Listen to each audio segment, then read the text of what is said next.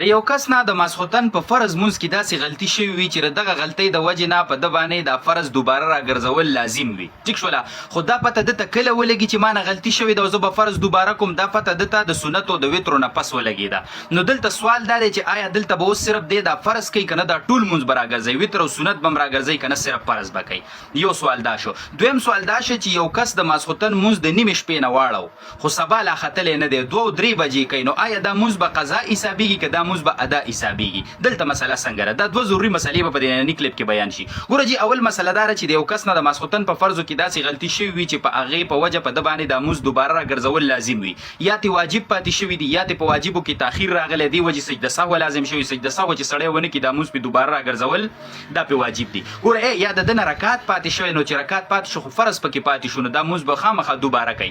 یا د ده نه یو فرض رکن د ماسخوتن په دې فرضو کې پاتې شوی او دا پته دته د وترو د سنتو نه پس ولګېده، نو دلته مسله داسې ده چې دی به صرف فرض او سنت راګرځي، وتر شوي دي صرف فرض او سنت به راګرځي. دلته دا سنت چې دي نو دا د ماسخوتن د فرضو تابع دي، ځکه که چا د فرضو نه مخکې دا سنت وکړو دا نه دي شوي، نو دا سنت چې دي دا د ماسخوتن د فرض مونځ تابع دي، نو دلته به فرض مونځ هم راګرځي او سنت به هم راګرځي. وتر چې دي نو دا د ماسخوتن د مونځ تابع نه دي، دا یو ځان له مونځ دی. ټیک شوله، ترتیب یې دا لازم دی، ترتیب یې دا ضروري دی چې دا وتر به د ماسخوتن د مونځ نه پس وي.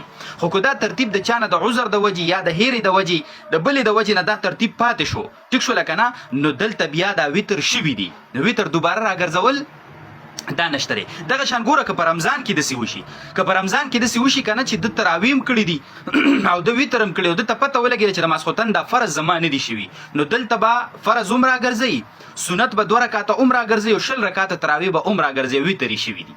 20 رکاته تراویح به هم راګرځوي ځکه دا د ماسخوتن د مونځ تابع دي. که چا دغه 20 رکاته تراویح د ماسخوتن د مونځ نه مخکې وکړو دا نه دي شوي، دا به بیا کوي. نو دغه شان دا د ماسخوتن د مونځ تابع دي، د ماسخوتن د مونځ نه وروسته دي، نو که فرض نه شوي نو فرض به هم بیا راګرځوي، سنت به هم راګرځوي، تراویح به هم راګرځوي، وتر دا شوي دي. دا مسله خو ختمه شوه. دویمه مسله دا ده ګوره چې د ماسخوتن مونځ نه دی، د ماښام ټیم چې کله ختم شو د ماسخوتن ټیم داخل شي، نو تر د سبا د خطو پورې دا د ماسخوتن ټیم دی. ګوره دا ځان سره یاد دی. بعضې خلک وایي چې د نیمې شپې نه واوړي نو بیا دا مونځ قضا شو، یا 2-3 بجې د مونځ کو نو دا مونځ قضا دی، نو قضا نیت به نه تړی. ګورې په دې مسله ځان پوه کړه، مونځ ادا دی قضا نه دی، مونځ صحیح دی، دا د ماسخوتن ټیم دی. ګورې طلوع فجر پورې سبا خطو پورې دا د ماسخوتن ټیم دی، نو ته به د قضا نیت نه تړی، د ادا نیت به تړی.